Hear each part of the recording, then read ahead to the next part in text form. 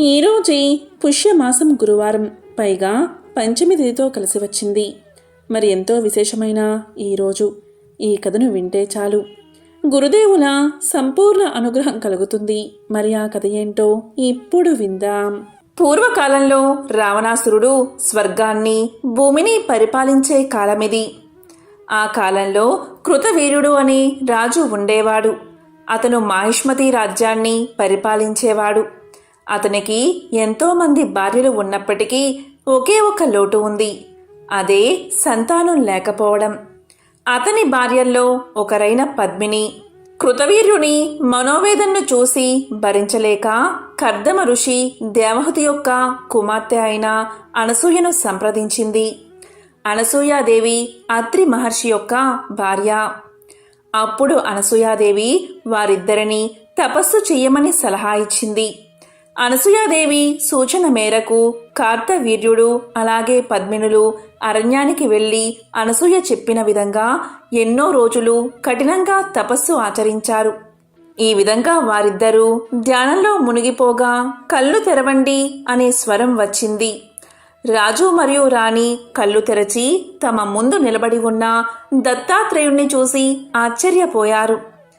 రాజు రాణి స్వామివారి పాదాలపై పడ్డారు.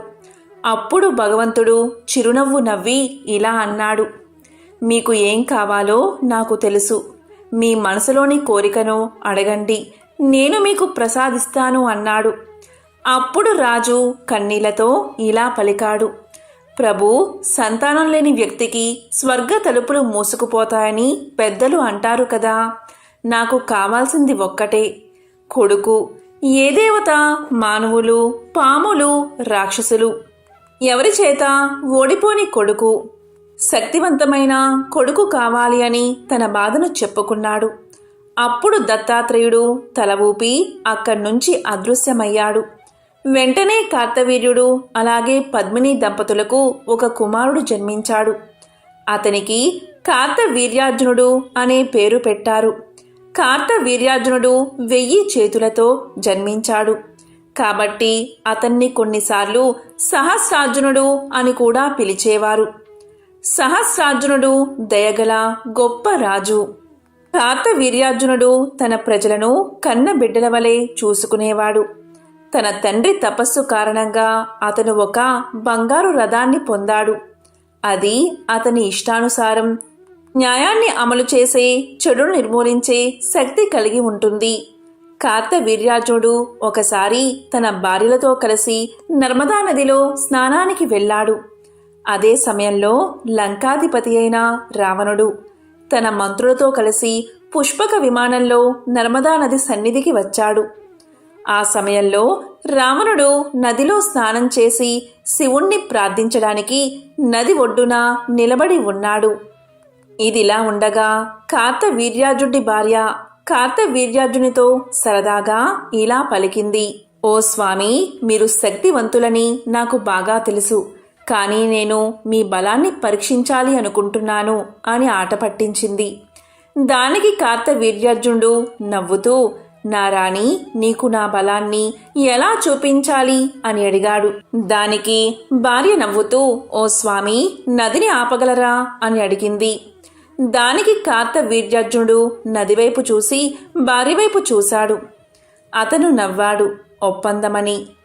వెంటనే కార్తవీర్యార్జునుడు నది మధ్యలో కూర్చుని చేతులు పైకెత్తాడు. ఏకాగ్రతతో నదిని చూసి ఊపిరి పీల్చుకున్నాడు. నర్మదా నది నీరు ప్రవహిస్తుంది. వెంటనే తన చేతులతో నదీ ప్రవాహాన్ని ఆపేశాడు. రాణి రాజువైపు చూసి నవ్వుతూ చప్పట్లు కొట్టింది. చాలా బాగుంది, నువ్వు నిజంగానే అత్యంత శక్తివంతుడివి, నేను ఇంతవరకు చూడలేదు అని పలికింది. ఈ విధంగా కార్తవీర్యార్జునుడు నర్మదా ప్రవాహాన్ని ఆపడంతో రాజు ముందు భాగంలో నీరు ఉప్పొంగింది. తన పక్కనే ఉన్న చిన్న చిన్న దీవులను ముంచెత్తడం ప్రారంభించింది. ఒడ్డున నీరు పెరగడం ప్రారంభించింది. ఈ సమయంలో రావణుడు శివలింగాన్ని ప్రార్థిస్తున్నాడు.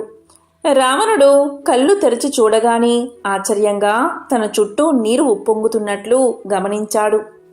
నీళ్లను భయపడుతున్న మంత్రులను చూస్తుంటే ఇది సహజంగా జరిగిన పరిణామం కాదని రావణుడికి అర్థమయ్యింది. దీనికి కారణం ఏమిటి అని మంత్రులపై విరుచుకుపడ్డాడు. అప్పుడు మంత్రులు ఇలా పలికారు: మహారాజా, ఒక మనిషి 1000 చేతులున్న రాజు నదిని ఆపాడు అని సమాధానం చెప్పారు. దీంతో రావణుడికి కోపం వచ్చింది. కార్తవీర్యార్జునుడు మహిష్మతికి రాజు, నదిని ఆపగల శక్తిమంతుడు, 1000 బాహువులు కలవాడు. నా ప్రార్థనకు భంగం కలిగించే ధైర్యం చేశాడు. దీనికోసం నేను అతని తల నరికేస్తాను అని కోపంగా దూకాడు రావణుడు. తన గదను ఎత్తుకుని తన పుష్పక విమానమెక్కి వాహనాన్ని అర్జునుడు ఉన్న ప్రదేశానికి వెళ్ళమని ఆజ్ఞాపించాడు. కార్తవీర్యార్జునుని చూస్తే బిగ్గరగా అరవడం మొదలుపెట్టాడు. ఒక నదిని ఆపగలిగినంత మాత్రాన నువ్వు బలవంతుడివి అని అనుకుంటున్నావు. నీతో పోరాడని దాని పట్ల నీ శక్తిని ఎందుకు చూపిస్తున్నావు? నువ్వు ఎంత శక్తిమంతమైన వాడివో నాకు చూపించు అని అన్నాడు రావణుడు. దానికి కార్తవీర్యార్జునుడు నవ్వుతూ తల ఊపి, రావణా, నీ విమానంలోంచి దిగి నీకేం కావాలో కోరుకో, ఇస్తాను అని పలికాడు. కార్తవీర్యార్జునుడు భయపడకుండా సమాధానం చెప్పడం చూసి రావణుడు తన విమానంలోంచి కిందకు దూకి మరో గర్జన చేసి చేతిలో గదతో ముందుకు వచ్చాడు. కార్తవీర్యార్జునుడు తన మెరుపు వేగంతో ప్రతిచర్యలతో తన గదను తానే తీసుకున్నాడు. గాలిలో గదలు కలిశాయి.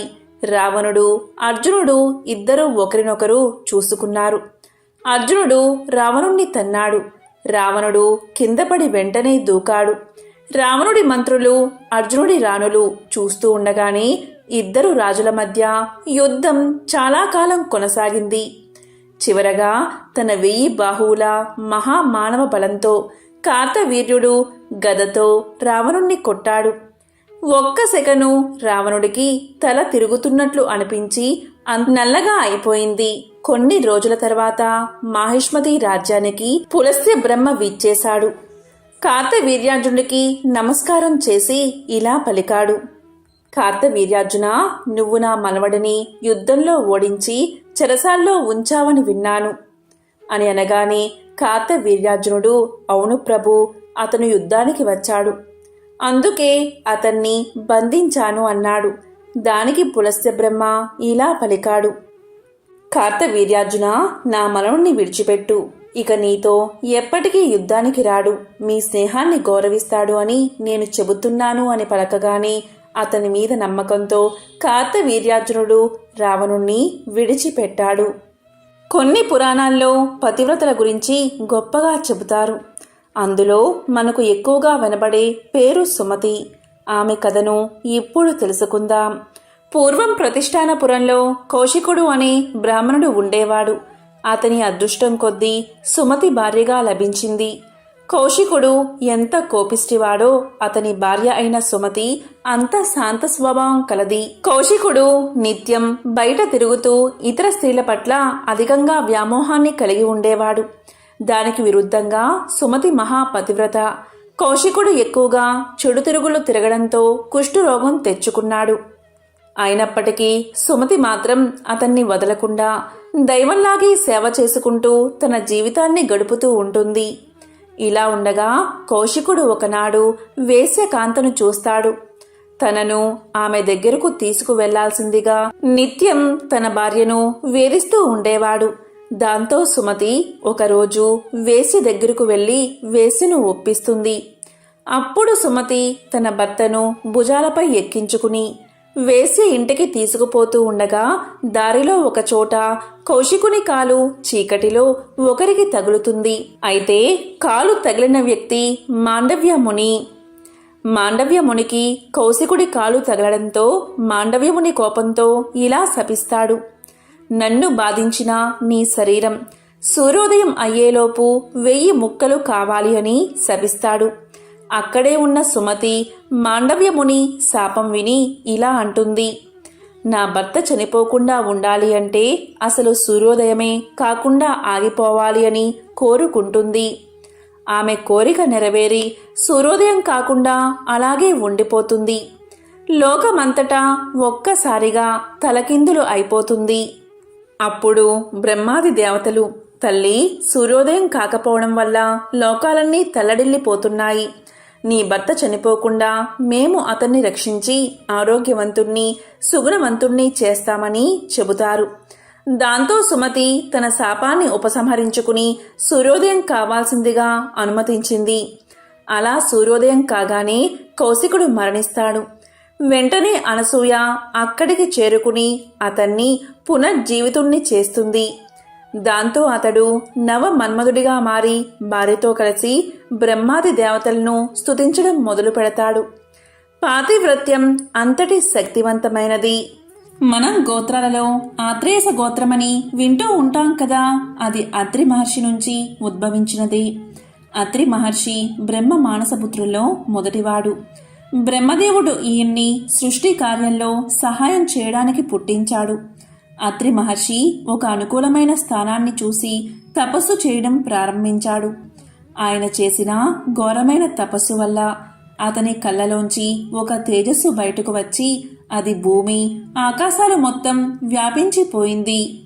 అలా వచ్చిన తేజస్సుని భూమి, ఆకాశాలు తట్టుకోలేకపోవడం వల్ల అది సముద్రంలో కలిసిపోతుంది.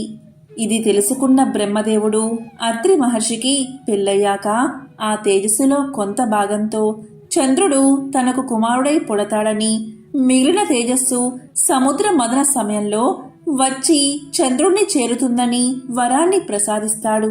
కొంతకాలానికి అత్రి మహర్షికి కర్దమ ప్రజాపతి కూతురు అనసూయతో వివాహం జరుగుతుంది.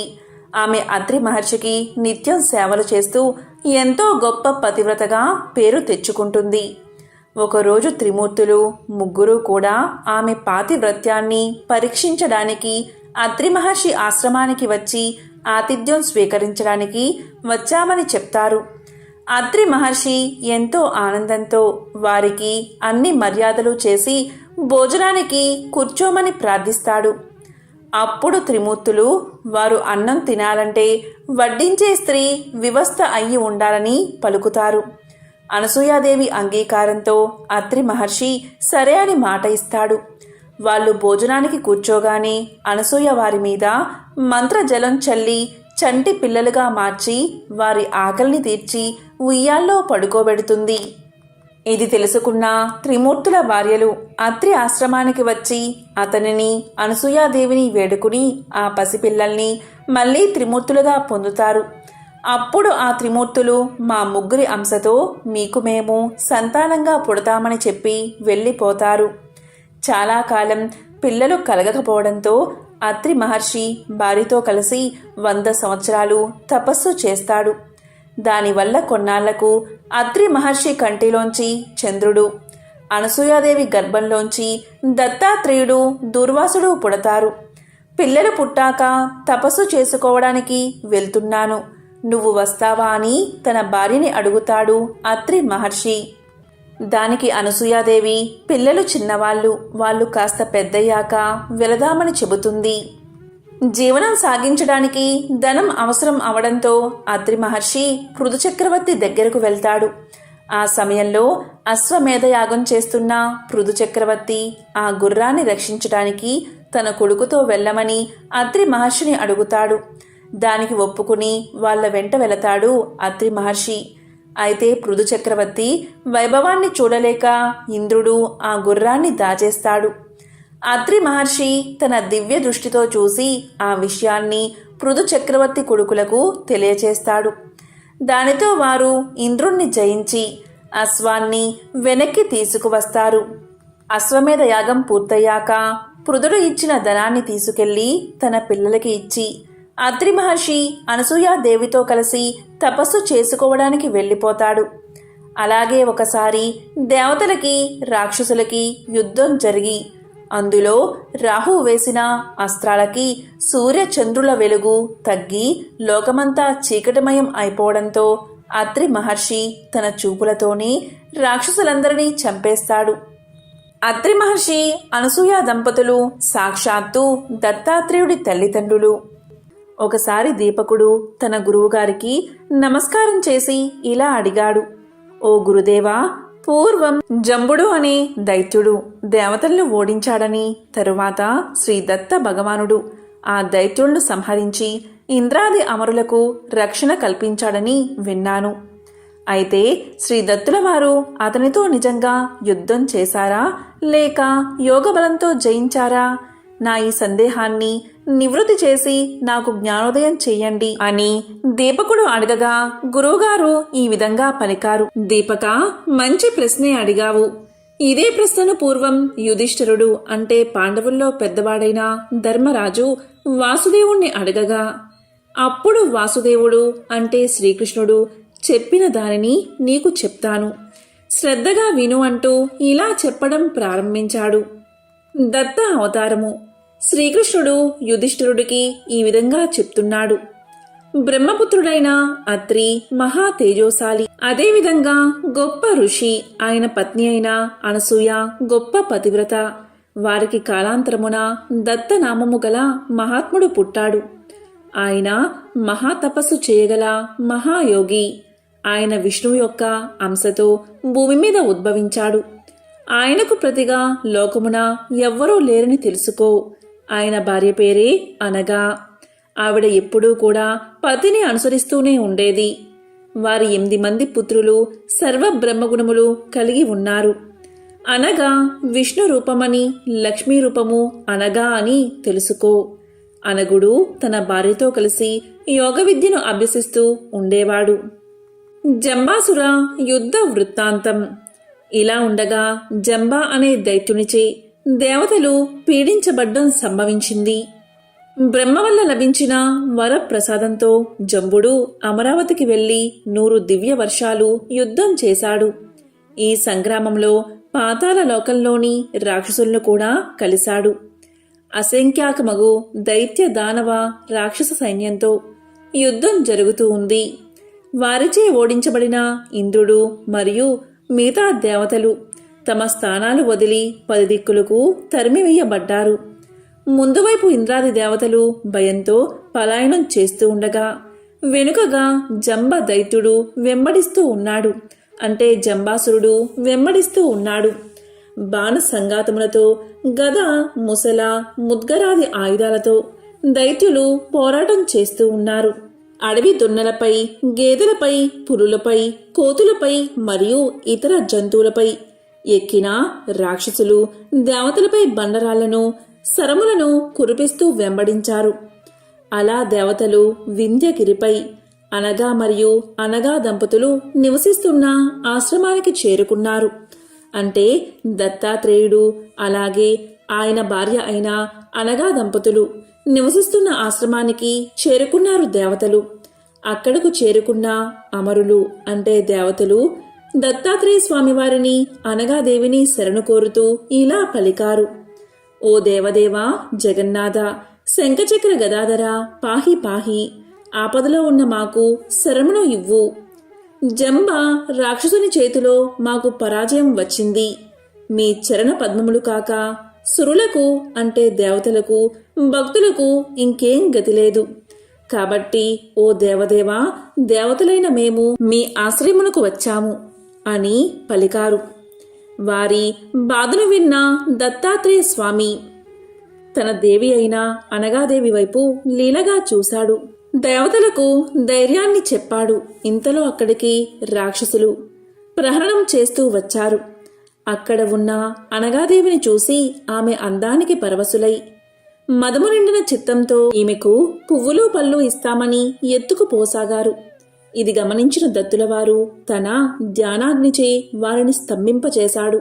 అనగాదేవి తన తపోశక్తిచే రాక్షసులను శక్తిహీనులుగా మార్చేసింది. నిస్తేజముతో శక్తి క్షీణించిన రాక్షసులను చూసి దేవతలు వారిపై ప్రహణము చేశారు. కత్తులతో, శూలములతో, త్రిశూలములతో, గదలతో దేవతలు దాడి చేస్తూ ఉండగా ఆ బాధ భరించలేక రాక్షసులు ఏడవడం మొదలుపెట్టారు. అసురులు దేవ శస్త్రములచే మరియు జంబుడు ఇంద్రునిచే సంహరించబడ్డారు. అటు తర్వాత దేవతలు తమ స్వరాజ్యములకు చేరుకున్నారు. అందరూ తమ నిజపురాలకు చేరుకున్నారు. ఈ మహిమను రాక్షసులు, మునులు, దేవర్షులు కొనియాడారు. కార్త వీర్యార్జున కథ. శ్రీకృష్ణుడు తన సంభాషణను కొనసాగిస్తూ ఈ విధంగా పలికాడు. ఆ దత్తులవారు తన కర్మల చేత, మనస్సు చేత, వాక్కు చేత సర్వలోకములకు శుభాలు కలిగిస్తూ ఉన్నాడు. ఆ మహా తపస్సాలి ఊర్ధ్వ బాహువులతో కట్టెవలే, ఒక రాయి వలె చలనం లేకుండా నియమాలు పాటిస్తూ తపస్సు చేయసాగాడు.